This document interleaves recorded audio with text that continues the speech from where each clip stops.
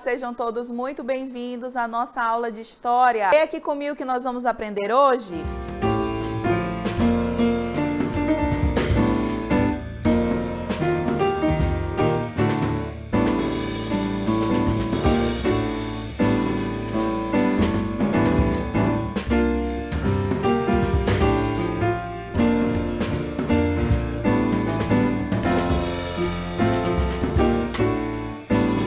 A história do Brasil contada a partir do descobrimento do Brasil, descobrimento pelos portugueses. Mas nós sabemos que aqui na região que hoje é o país Brasil, já existiam outros habitantes. Então é sobre o olhar desses outros habitantes que a gente vai começar a estudar. Como você vê aqui do meu lado, quando Pedro Álvares Cabral e sua frota chegaram às terras brasileiras, em 22 de abril de 1500, aportaram na Baía de Porto Seguro, no atual estado da Bahia. Lembra? Esse nome quem deu foram os portugueses, tá? Os índios não conheciam por esse nome.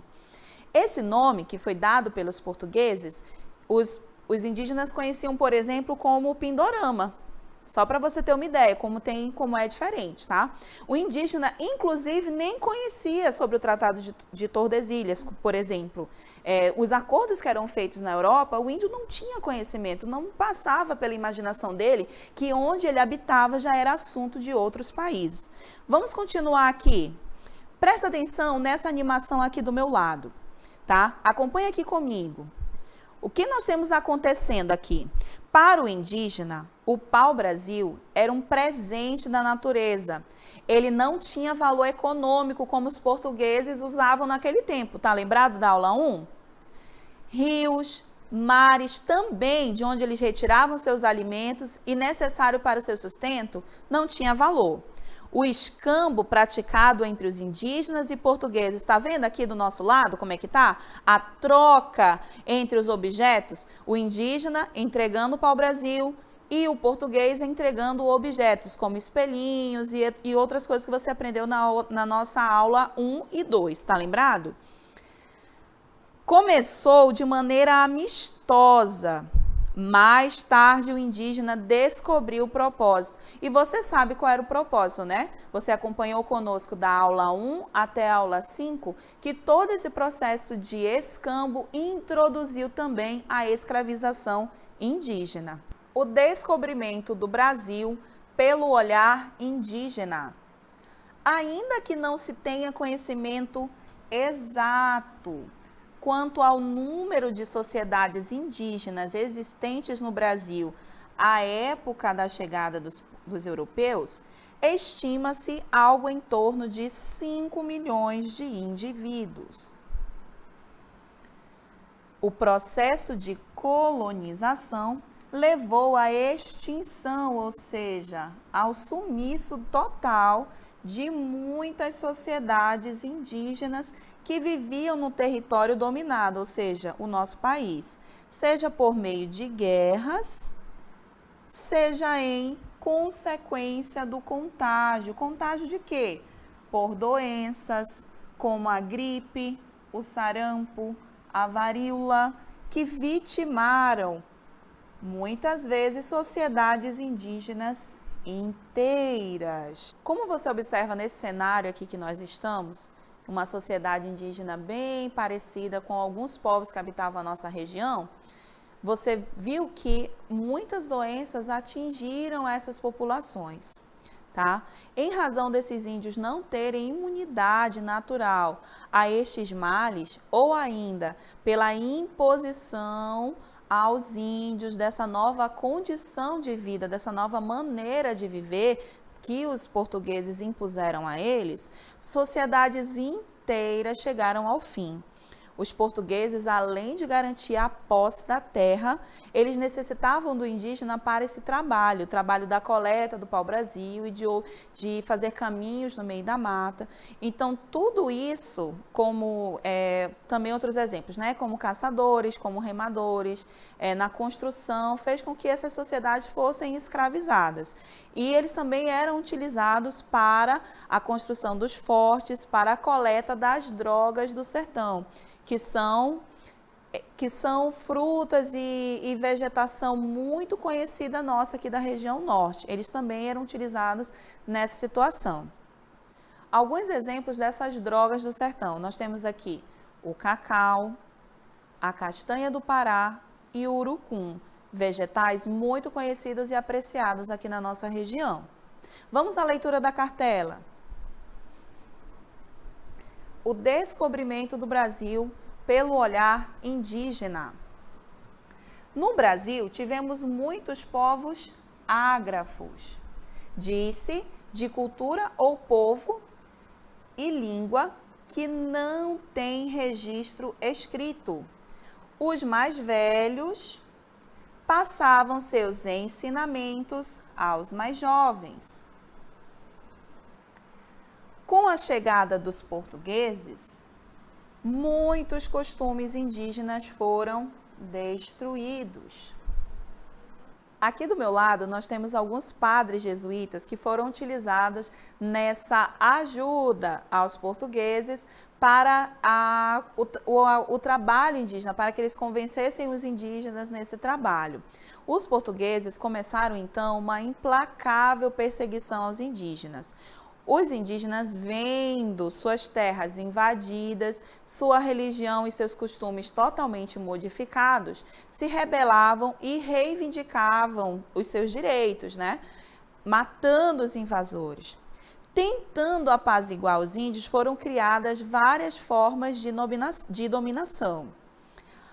Agora nós vamos aprender um pouco sobre esses 3 povos indígenas que se destacaram nesse período, nessa busca desse direito, nesse combate aos invasores. Vamos lá? O descobrimento do Brasil pelo olhar indígena. Primeiro povo que se rebelou são os caetés.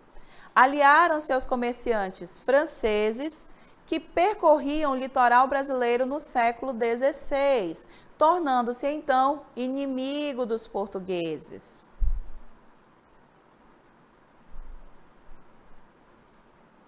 Os caetés, antes de serem extintos, foram escravizados pelos portugueses e utilizados como mão de obra no plantio da cana-de-açúcar.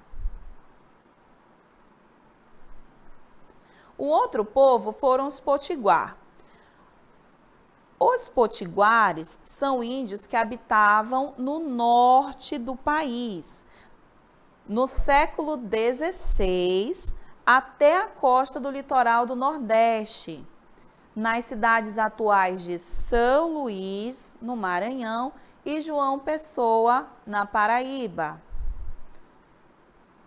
Olha aí o mapa. Por que esse norte está amarelinho, né? Lembra do Tratado de Tordesilhas que passava aí no meio? Então, esse era o norte. Hoje nós conhecemos como Nordeste. Ficaram conhecidos pela resistência por quase 13 anos. Muito tempo, né, gente? A colonização portuguesa, estabelecendo alianças com franceses e ingleses. O outro povo foram os tamoios.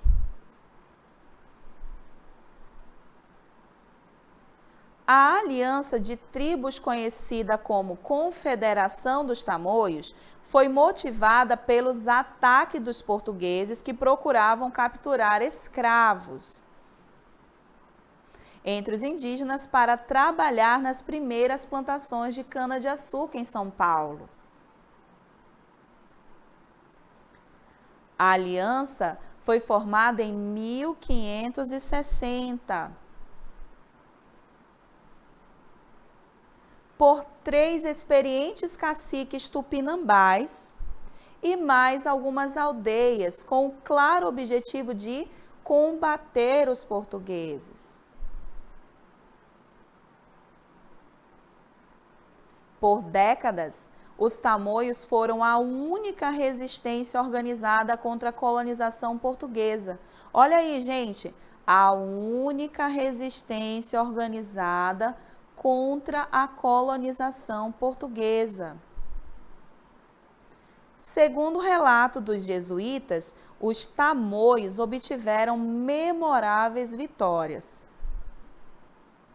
Pessoal, como você viu, os indígenas eles têm uma história envolvida nessa chegada dos portugueses. E não é um conto, não é uma historinha contada por alguém. É algo muito sério que a gente precisa refletir, pensar e projetar para o nosso futuro de que esses povos também fazem parte da nossa história e da formação da nossa sociedade. Como você vê aí na sua tela, quando os portugueses vieram, o indígena também teve um olhar sobre essa chegada. É só você pensar na sua casa. Se tivesse alguém tentando invadir a sua casa, onde você mora, será que você estaria tranquilo? Será que você estaria em paz, vendo que algo diferente está se aproximando de onde você mora? É possível que não, né? Aí eu te pergunto, o Brasil, ele foi descoberto ou invadido? Podemos concluir que os índios são unânimes, ou seja, todos eles concordam de que o Brasil foi invadido, porque eles já estavam aqui. Aqui já era a habitação deles. Os índios contam muitas versões sobre essa história, quando eles eram antes dessa chegada e após essa chegada. Eu escolhi para vocês uma separação que foi feita pelos professores do Acre. Lá no Acre, esses professores separaram a história do Brasil em 4 períodos. Vamos aprendê-los? Desconstruindo o estereótipo da descoberta, o tempo das malocas. Antes da chegada de Cabral, tempo de tranquilidade e de desenvolvimento de sua cultura. Olha aí como os nossos indígenas estão. Em harmonia, desenvolvendo cada um a sua cultura, o seu jeito de fazer as coisas. Depois veio um outro tempo, vamos acompanhar aí. Agora foi o tempo das correrias, período em que os índios foram caçados para ocupação dos seus territórios. Eram atacados, fugitivos, combatentes ou contaminados com a doença dos colonizadores. Essa tirinha que você vai ver agora, ela conta o momento em que a tribo Manau estava lutando contra os invasores, nesse tempo da correria. Você percebe nessa tirinha que o filho de Ajuricaba, ele é morto. Então, essa tribo Manau, que estava aqui habitando esse território da cidade de Manaus, também teve o seu tempo da correria, o tempo de combater, de mostrar força contra essa invasão. O outro tempo é o tempo do cativeiro, período em que os índios foram usados como mão de obra escrava no corte da seringa, aqui no norte. Mas você sabe que lá para o sul foram escravizados na coleta do pau-brasil, alguns na cana-de-açúcar, outros na coleta das drogas do sertão, como você vem aprendendo com a gente no desenvolver dessas aulas. Os índios do litoral nordeste e sudeste, eles eram explorados no corte do pau-brasil, na produção de cana-de-açúcar e na busca das drogas do sertão. Um outro tempo, pessoal, que é o tempo inclusive atual, é o tempo dos direitos, período em que finalmente efetivaram os direitos conquistados e legitimados pela Constituição de 1988, que é a Constituição do nosso país atualmente. O direito à terra, à saúde, ao ensino de suas línguas e à livre organização de suas comunidades. Lideranças indígenas reiteram a necessidade de respeitarem os direitos conquistados pelos povos indígenas. Olha aí o indígena lá em Brasília, representando aí o seu povo. Como você aprendeu, pessoal? O indígena ele tem uma outra visão dessa chegada, ele tem uma outra visão da história do Brasil. Então, depois de tudo que nós aprendemos e desenvolvemos, eu te convido para o nosso Exercitando. Bora lá?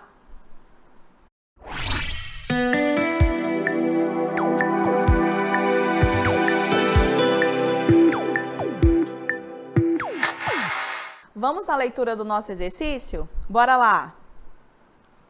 Questão 1. Albert Eckhout foi um pintor e desenhista holandês.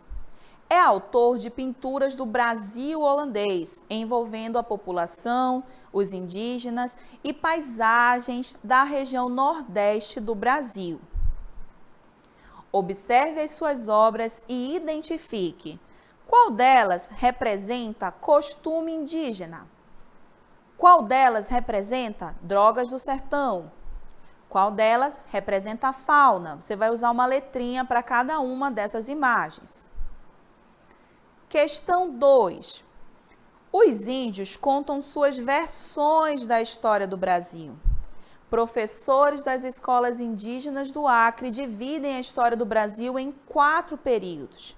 Enumere-os conforme a ordem cronológica dos acontecimentos. O que aconteceu por primeiro? Foi o tempo das malocas? E o tempo dos direitos? E da correria? E o tempo do cativeiro? Qual é a ordem desses acontecimentos? Pensa aí um pouquinho, já já a gente responde, tá bom?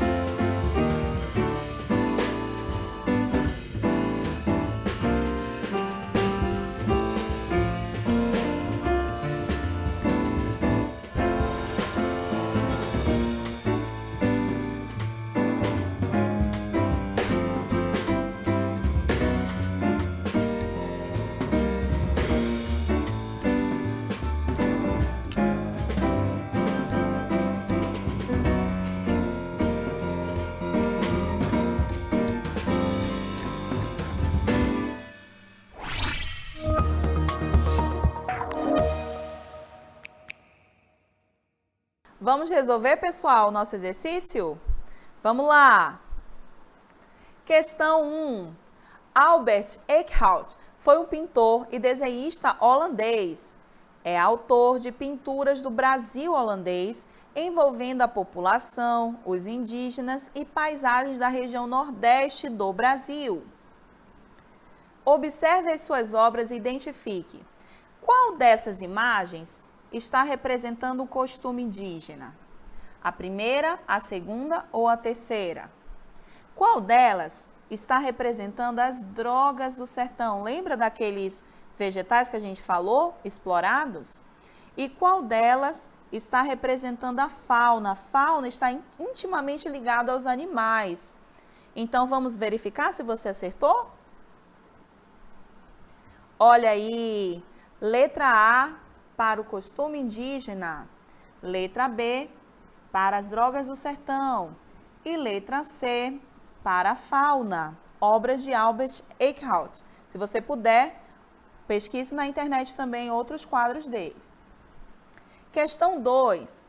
Os índios contam suas versões da história do Brasil. Professores das escolas indígenas do Acre dividem a história do Brasil em 4 períodos. Enumere-os conforme a ordem cronológica dos acontecimentos. Vamos lá, pessoal. O que aconteceu primeiro?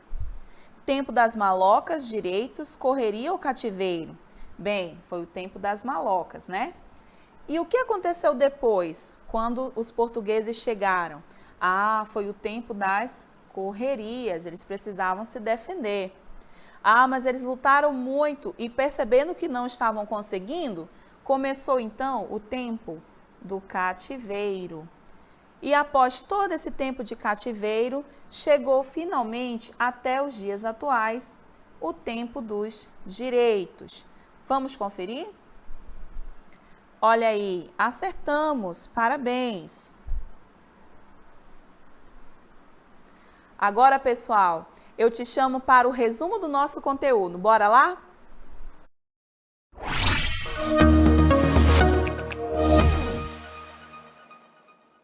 Vamos lá, pessoal, fazer um pequeno resumo de tudo que nós aprendemos na nossa aula 6. Vamos à cartela. O descobrimento do Brasil pelo olhar indígena. Como você vê, o indígena ele tem a sua versão da história do Brasil. E quais versões são essas? Vamos lá. Desconstruindo o estereótipo da descoberta para o indígena, eles têm o tempo das malocas, que é o primeiro momento. Eles têm o tempo das correrias, que é quando eles tentam, dentro das suas possibilidades, combater o invasor. Ele tem o tempo do cativeiro, percebendo que não conseguiam escapar à escravização e o domínio português, eles acabam se rendendo. E o tempo 4, pessoal, que é um tempo que os povos indígenas vivem até os dias de hoje, que é o tempo dos direitos. É um tempo que ainda não teve fim, porque os povos indígenas até os dias atuais têm lutado por seus direitos. Agora, pessoal, eu te convido para as considerações finais.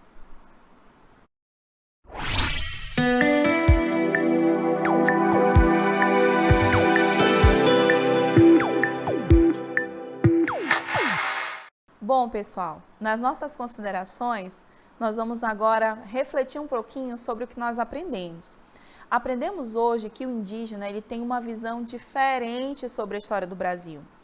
Quando sentimos que o nosso espaço está sendo invadido, qual é a nossa reação? A nossa reação natural é a da gente se defender, né?